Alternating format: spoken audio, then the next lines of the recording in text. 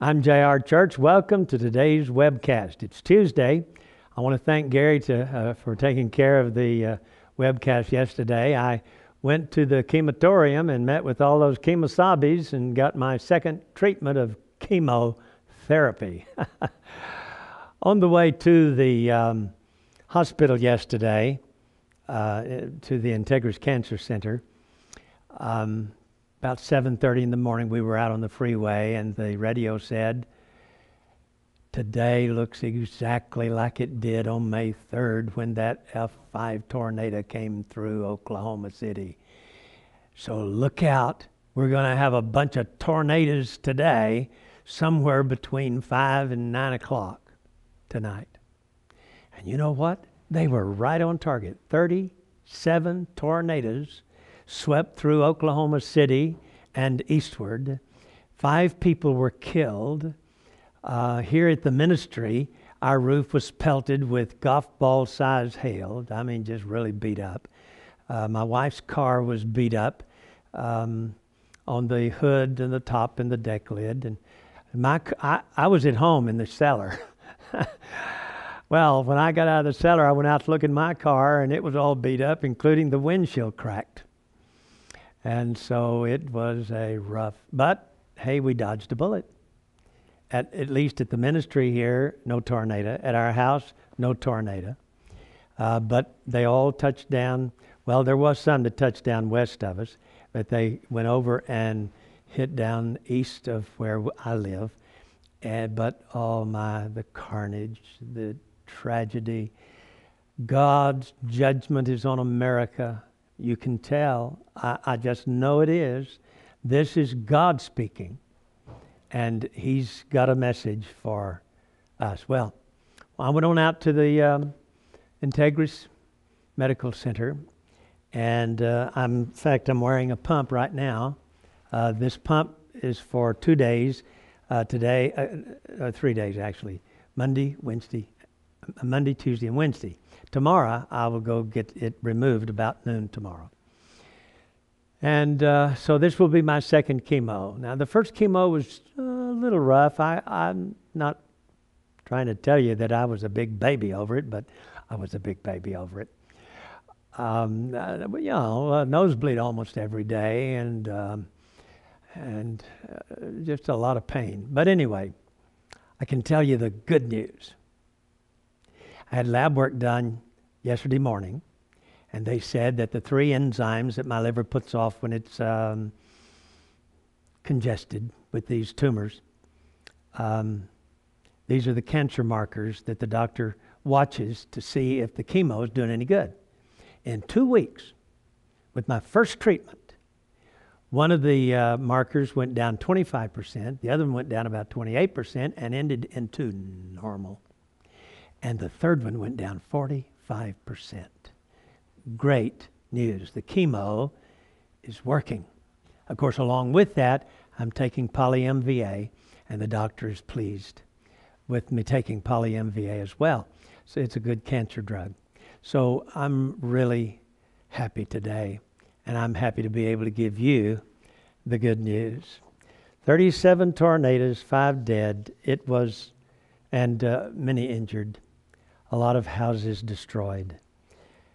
But the Lord is good to His people. Can you imagine with 37 tornadoes how many people could have died? 50 died with one F5 tornado coming through Oklahoma City back some years ago. I think it was 1998, 99. My son's house was destroyed in that one. And my son and his family my grandkids were in their closet. Anyway, Syria and Russia upgrade their ties. Israel fears more arms for Hezbollah. Russian President Dmitry Medvedev is visiting Syria for the first time Monday night as the 2 countries upgrade trade ties despite American disapproval of Syria's supplying Hezbollah terrorists with missiles. Medvedev's arrival in Damascus comes only hours after he hosted President Shimon Peres during a 3-day visit. Hezbollah has one of the largest missile arsenals in the world, and Israel has been unsuccessfully trying to convince Russia not to sell it an advanced anti-aircraft defense system, which the IDF fears it could end up in Hezbollah's increasingly advanced arsenal. Hezbollah surprised Israel in the Second Lebanon War with advanced Russian anti-tank missiles, which destroyed heavily armored IDF, or Israeli, tanks. Medvedev and Assad will talk about regional security at a time when the Obama administration is also trying to reverse previous American policy and restore diplomatic relations with Damascus to the level of ambassador. The United States officially regards Syria as a state that supports terror. But of course, our president is trying to reverse that and send them an ambassador. Medvedev is also scheduled to visit Turkey, which has rapidly dropped formerly friendly relations with Israel and has embraced Iran and Syria. Turkey has offered to resume its role as mediator in the indirect Syrian-Israeli peace talks, which former President Ehud Olmert approved during his term of office, but which were suspended more than a year ago. Israel has rejected the offer. Well, these are the same people who are listed in Ezekiel chapter 38 as being confederate with Russia. That is Turkey and Iran. And, of course, Damascus is going to be destroyed. I suspect Lebanon will be destroyed as well. Egypt has already said that if Israel goes against Syria, that Egypt will fight Israel alongside Syria. You know, they have a peace treaty with Israel. How can they do that? The Arabs just break their peace treaties whenever they want to. It's not worth a piece of paper it's written on. Well, God is on Israel's side. That's what these Muslims don't understand. In Psalm 83, God says, I'm going to let those people know that my name is Jehovah. Of course, that's a King James rendering. What he means is, my name is not Allah. It's an exciting thing to see things develop as the way they are. But I can tell you that God is on Israel's side. And if Israel has to fight this war, which Ezekiel 38 says they will, Israel will win. I know they're scared. I know the Israeli people, the wives, the children, they're frightened. We need to pray for them. Pray that God will give them courage and revival. They need to seek their Messiah, the Lord Jesus Christ. Of course, we know how all that will play out in the tribulation period, because they will be left behind at the rapture, you see. They have to face the tribulation period.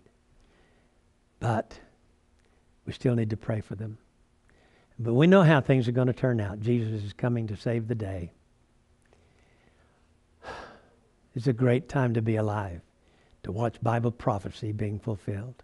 So Russia and Turkey and Syria and Iran are getting closer and closer together. One of these days, they will invade Israel and will die in the process. Don't forget that at the beginning, or just before the beginning of the tribulation period, 1/4 of the world's population will die. Among those could be those who simply disappear in the rapture.